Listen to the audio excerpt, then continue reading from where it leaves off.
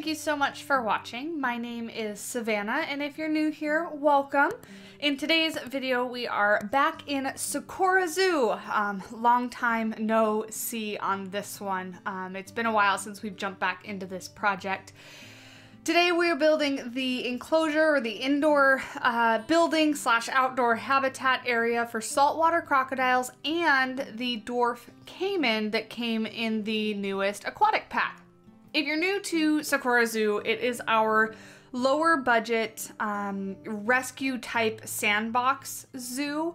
The idea behind this zoo is that maybe it's a little bit older, maybe it was built in stages when they got some extra funding here and there, but overall the zoo's just not going to have the biggest, most exciting animals possible. They're going to have animals that they've gotten from rescue situations or from other zoos, things like that, where they just don't have the budget to go out and purchase other animals, or they're a smaller zoo so they don't work with the bigger zoo corporations and get big exciting animals like lots of lions or tigers or things like that.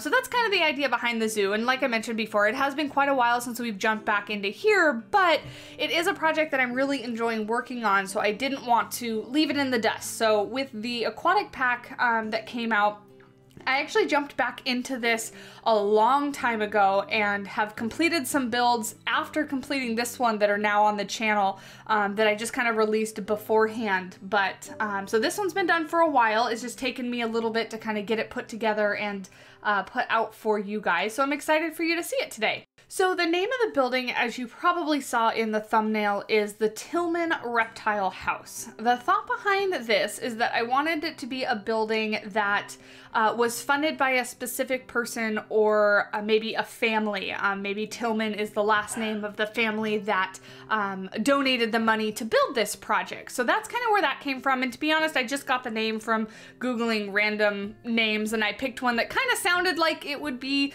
a good name for the side of the house. So there's no special rhyme or reason why I picked that name in specific. I was just looking for a name, like I said, of some sort of donor or family that would have kind of funded this project.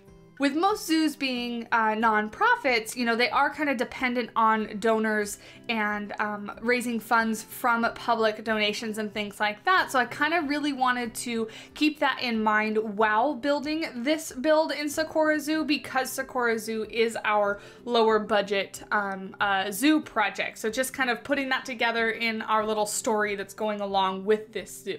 As far as the style goes, I was really trying to, one, utilize new pieces from the aquatic pack. So you can see the whole outside is built with the new wood wall pieces that we've gotten, and most of which that I used here are the off-the-grid pieces. Oh my gosh, do I love the fact that we are getting the wall sets in the off-the-grid sets as well, because it just opens up so much more creativity, and there is a lot that's possible with the gridded pieces. It just is a bigger pain in the neck to use them as opposed to the off-the-grid pieces, because with the off-the-grid pieces you can make them all in one group and kind of multi-select and move them, you know, that kind of thing. So it just makes it a whole lot easier when they're off the grid. So I'm super excited that they added that, but I also wanted to keep in mind that this is kind of a cohesive project, and I didn't want this house to kind of feel like it didn't fit in with the rest of the zoo. So what I tried to aim for, and you let me know, hopefully I did an okay job at it, was kind of like,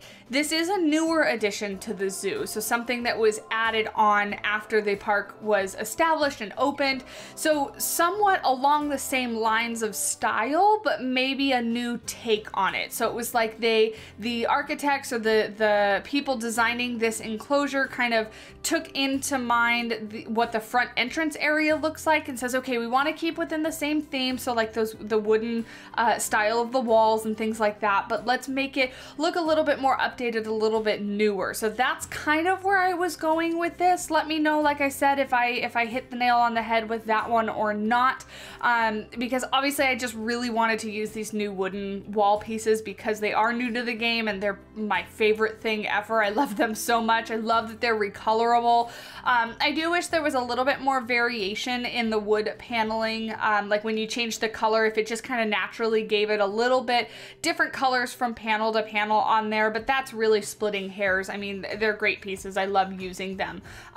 So that was kind of the idea behind this. And then originally when I started building, I was possibly going to put like the otters and the caimans in this house together, not in the same enclosure together, but the two enclosures on either side. One was going to be otters, one was going to be caimans. But then I was thinking about it and I really wanted to keep it in a certain theme, and obviously crocodiles and caimans are both reptiles, so that's why it ended up being the Tillman Reptile House. We didn't want to call it the Crocodile House because caimans are not technically crocodiles, and you know, but they're both reptiles, so that's where that kind of came from. So I think it worked out really well. This side over here that I'm working on now is the smaller side, and that's where the caimans are going to go, and then the saltwater crocodiles are on the other side. Now, both enclosures do end up being slightly on the smaller side, and again, that's because a lower budget zoo, this zoo is really going to have only enough space for just a couple animals at a time. So like the saltwater crocodile habitat ends up being enough room for just one crocodile. If the game is concerned, as far as like all of the traversable areas and things, it's still slightly on the smaller side, but relatively happy as far as welfare goes with the in-game requirements and things like that. And then the caiman do have enough room in this side. Again, a little bit on the smaller side, but they end up getting about okay on this side. We end up putting 2 female caimans on the caiman side and 1 large male saltwater crocodile, I believe it was, on the saltwater crocodile side.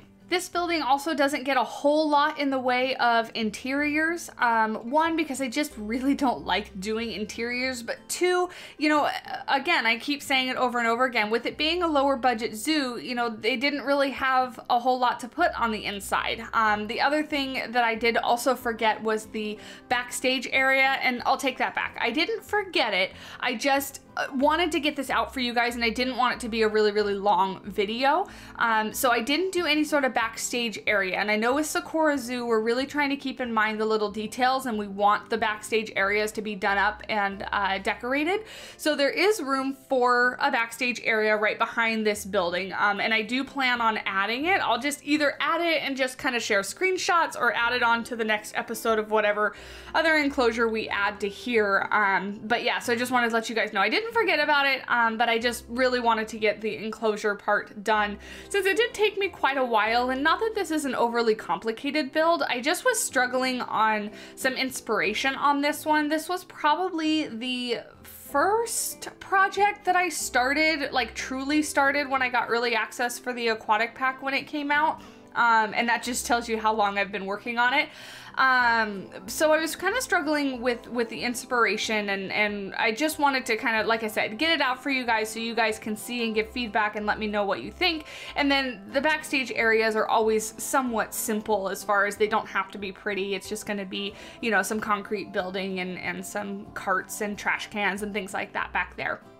But moving on to this area, so again, this is the first enclosure that I worked on when I got early access, and so those dock pieces were one of the first things that I wanted to play with in making like a little bridge. So this area is where the guests can come out over and look at the saltwater crocodile from the outside of the habitat, but also making sure that the building was shaped in a way, when you're out here on this little dock area and bridge, you're not really going to be able to see very well the people that are viewing the crocodile from the inside. So it kind of forces guests to go from one area to another, because they're completely different views of the enclosure depending on where you're standing. And I think that this is something that real life zoos at least try, you know, new modern zoos try really hard to give different viewing areas dependent on where the animals are, because it'll allow the animal to go in different areas depending on if they want cover or out in the sun, or whatever they want to do, you know, different routines that the animals have, places that they're fed, places where they're going for shelter, things like that.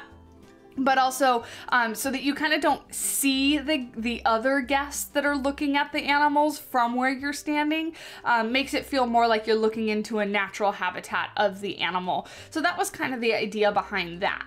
So as humans, we like to categorize and sort things. The same thing kind of goes for animals and plants, and we tend to put them into various categories to get a better understanding of how the different species are related to one another. So I've taken actual classes that are entire semesters long, or even a couple classes that were an entire year long, that just look at this, that just look at the different categories animals can be in, the differences between different species, what makes them different, what makes them the same, things like that. So I'm not going to delve too far into that because, like I said, that's a lot of information, you know, taking entire classes on that stuff. And honestly, if I went that far into it, I'd probably lose half of you just for sake of putting you guys to sleep listening to that, because you really got to have a vested interest in and be really interested in that specific topic to get that deep into it. But for today, I just kind of wanted to touch on, since we're talking about the caimans and the crocodiles, the differences. So one of the simplest and most commonly known ways of categorizing animals into different groups is by sorting them into hierarchies by physical characteristics. So things like starting with kingdom, then moving into phylum, class, order, family, genus, and then all the way down to species. You guys might be familiar with that. There's a couple different, oh goodness, what are those called? When you have, is it acronym? Maybe it is. Let me know, because I'm totally drawing a blank on what the actual name for what I'm about to describe is, but where you have like a name of something and each letter stands for a different thing. There's something like that that helps you memorize the order of this. But basically, starting all the way up at the broad, the kingdom is like really big groups and separates animals by really, really broad characteristics. And then you get all the way down to species. So crocodiles, caimans, and alligators all belong to the same family, and therefore are only differentiated from one another at the genus level. And really all that means is that crocodiles, alligators, and caimans are really closely related to one another, and only have kind of small differences between them. So despite how similar they are, there's still a few of those characteristics that can help you tell the difference when you're looking, for example, say an alligator versus a crocodile. And a few of those things are the snout shape, the teeth, and then the habitat that they're found in.